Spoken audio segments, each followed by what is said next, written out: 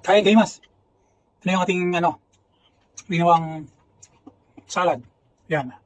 Avocado salad with chicken shawarma. Sarap. Yummy yummy. Mura lang ito kabayan. Kaya nyo gawin ito sa bahay nyo. Yan. Shawarma naman. Pwedeng option na ito. Pwedeng gumamit ng chicken breast. Yan. Just sa inyo lang. Okay. Gisa.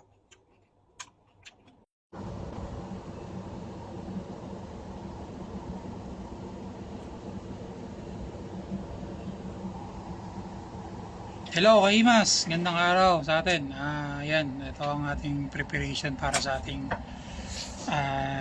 recipe for today ni Kaimas, ang avocado chicken shawarma. Ito ang isa sa aking paboritong ginawa. Yan, dahil napaka-healthy. Yan ang ating preparation. So nilagay natin yung mga vegetable, yung ating celery, ating cucumber, onion. So nilagay natin sa ice. So ang purpose ng ice ay para yan, maging crunchy sila at colorful yung ating mga gulay.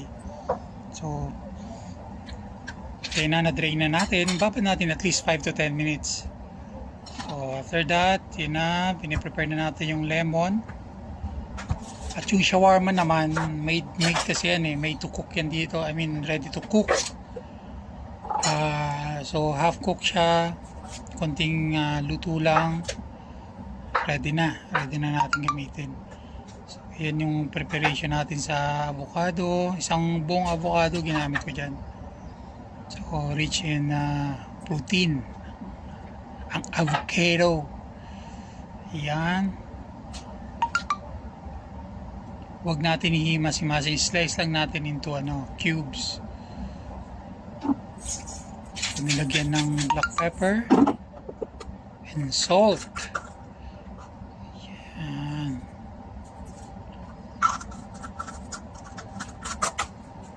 So, para naman may lasa. So nilagay na rin, inad na natin yung lemon. Half lang. At yung cilantro. Pwede rin any leaves or any mint leaves pwede nyo gamitin.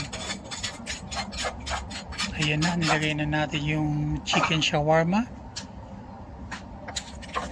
Then mix na lang natin, halu-haluin natin at ayan, ready na.